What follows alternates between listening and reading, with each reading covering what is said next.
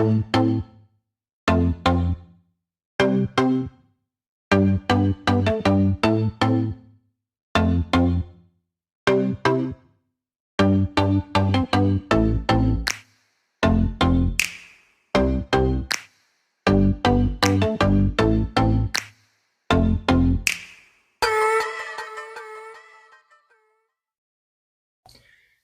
Deadheads, welcome back to our channel, or welcome for the first time. Today we have another unboxing. What is this? This just came in, so we're going to open this up and look at what's inside here. I hope that you guys have enjoyed the recent videos, and I'd like to get any feedback you have. Please help us grow this community. Please hit that like and subscribe button. The subscriptions really help us grow. We're trying to get more traction so I can bring you guys more exclusives. So please help us grow by sharing, liking, and subscribing. Now, this is something I've been waiting on. It is a fairly new product. I think I know what it is, but we're going to open it up and see. So let's get right into it, dive into it, and let's open this and see what we got straight from China today. We'll be right back. All right, we're back, and I see right here transparent white. So we know this is going to be transparent white. Let's get this puppy open.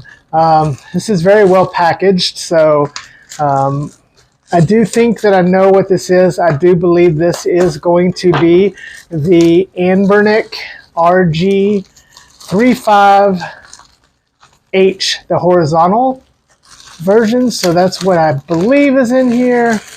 Let's take it out, and yes, it looks like it. This is very well packaged. Give them props for that.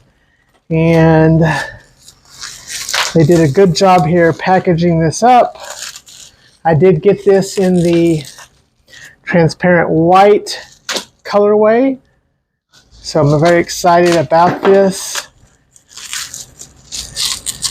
To open this up and take a first look at this for you guys and get some initial impressions going. I had seen videos, so I kind of expected this. Wow. I really like this box. I kind of don't know why they don't use this sort of box more often. For the RG Nano, we had a similar box with this nice little outline. So really like this. With the RG355 Plus, they didn't have a box like this. So don't know why or what determines that, but this little gold touch right here is really nice. This is the third RG35XX H, made in China. Nothing on the bottom. We did get the transparent white. It comes in transparent purple and black. So very basic box, but I like it. I like the style. I think it's good. As I've stated many times before, if they're taking the time to make the packaging look nice, then it's probably going to be a good product. So let's get this lid open. And all right, voila. So it looks like we have your typical tray here. We have our wipes. We have our screen protector. We have a manual. The manuals are always pretty nice here. I like that they're in color. Folds out. Right here seems to be pretty good. Shows you the different light colors, standard colors. This is all pretty standard for Anbernic devices. And yes, so pretty good manual. We have our USB charging cord here. Let's take a gander at this and see what we got. USB A to C, so no surprise there. And then we have the unit itself. And it's kind of cold. It's been cold here in Texas. So this is definitely feels kind of cold traveling from overseas. Very well packaged, your standard packaging. And first impressions. Ah, this is nice. Okay, I like the way this looks. I also got the crystal color on the Retroid Pocket 4 Pro that is coming later. And so I really like this. So first impressions, I like the size. That's nice. I like the size. I like the look. I've always liked these pads that they put back there. I think that's a nice touch. See if you can hear that. Nice buttons. They look pretty much like Switch style. Doubt that they're Hall based. We'll see. I really like these. I love these. I wish all of these had these shiny glossy buttons like this. I just like that. I think it looks really great. Got your start and select, your D-pad. D-pad feels pretty good. And then you have your shoulder buttons that are inline. So inline shoulder buttons. Those sound good, feel good. And then you have your DC port here. You're on the Go port. You're on the Go port. You have your HD out. Then you have your power button, and you have your headphone jack there. So on the bottom, you have your two card slots, TF1 and 2. This is nice. I'm a little surprised. I didn't know how much I would like this, but I really like this. For the way it feels so far, it seems to be really good. For some size comparison, if we're looking at the Retroid Pocket, which is one of my favorite devices, the Retroid Pocket 2S, is just about very similar here. We definitely can take out our trusty tool here, and we can see that the Retroid Pocket is right about 16.6, and this guy right here is right about the same, 16.7. So roughly the same. Of course, this has the stacked shoulders, so it's sitting up a little bit. This is the metal one, so this is quite a bit more heavy than that. The other unit, the RGB30, and there's what it looks like next to it for size comparison. If you were going to, this is a bigger screen, 4-inch, but as far as pocketability and kind of like the size wise, and then what I think may be at this price point a better buy, the TrimUI Smart Pro, with a much bigger screen and more rounded, like the PS style for that, with its stacked shoulders that are not sticking through. To give it that size comparison.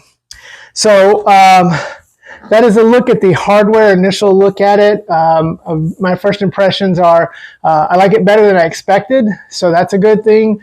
But let's get this thing fired up and kind of see what it can do, and we'll be right back. All right, we're back, and here we go. We've got it booting up for the first time. So we're going to let this boot up. You're seeing this as I'm booting it up for the very first time. And okay, so we have a very familiar looking menu here.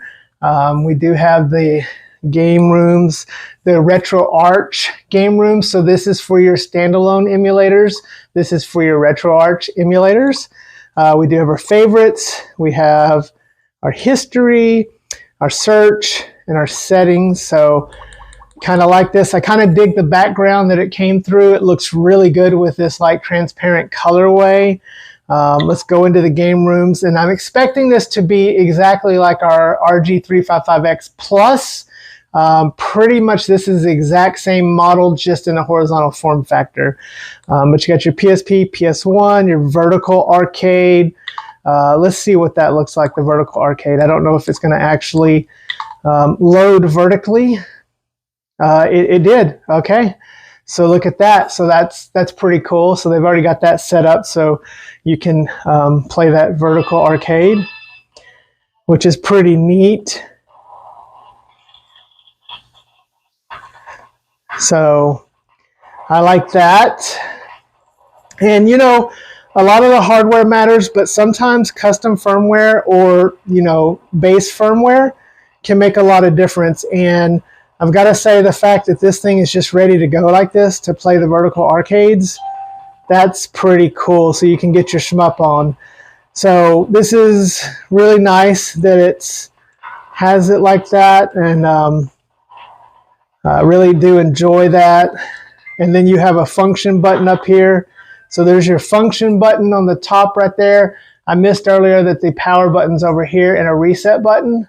So your function button will go into your menu, and we can vertical game rotate. So once again, they have given us really good support here in the software. Although there's going to be better software coming. We know the custom firmware, if we can ever get Garlic OS running on this, it's going to be much better versions of this. So let's see here.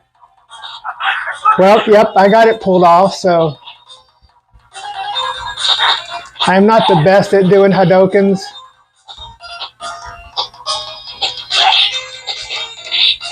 So don't blame the D-pad here. This is more me. But yep, there, we got it.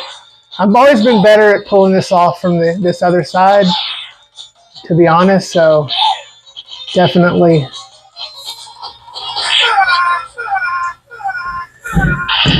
So that's definitely working again.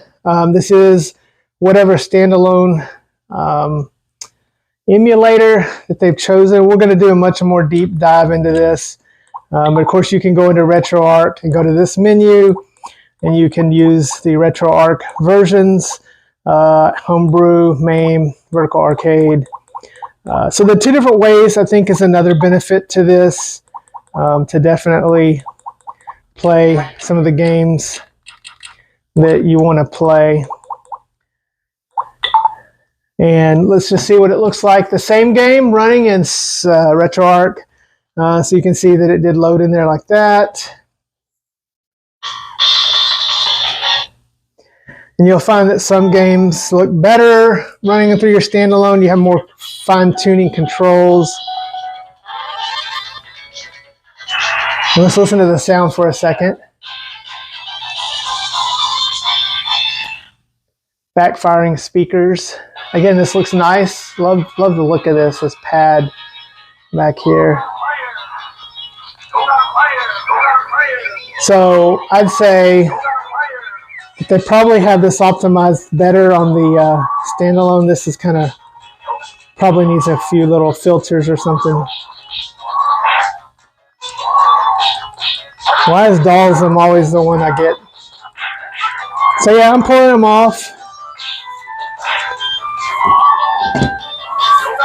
So guys, we'll be back with some final thoughts on this unboxing and first look at the Anbernic RG35XX H. So we'll be right back. So guys, this has been an unboxing and first look at this guy here, the Anbernic RG35XX H for horizontal.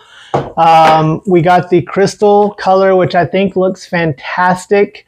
My initial impressions are a bit surprising to me. I did not know if I would like this. I was not a huge fan of the Plus, but so far this I'm liking better than I did the Plus. I still think at this price point, we're going to do a full review, but the TrimUI Smart Pro is maybe going to be a better deal, but we're going to do a full fair review here. We're going to put it through its paces, do some more gameplay footage, and find out if this guy can keep me engaged with the initial thoughts. I like the size of it. It's certainly pocketable if you want a horizontal form factor. The chip inside in the current software, I don't know if they're going to distinguish themselves very much. And I'm going to try to focus on some upper end emulators because this guy can play some really good PSP. So we'll see how this does. And you can find both of these at a very similar price point for it. So look forward to that full review coming in the next week or so. Again, thank you guys for watching. We appreciate you joining us as we go in this journey for this handheld revolution. I hope that every one of you out there are having a fantastic time either reliving your youth in your retro years or discovering things you for the first time. Please, again, remember to hit that like button, hit the subscribe, and we're going to see you next time, all right? Dead Fred out.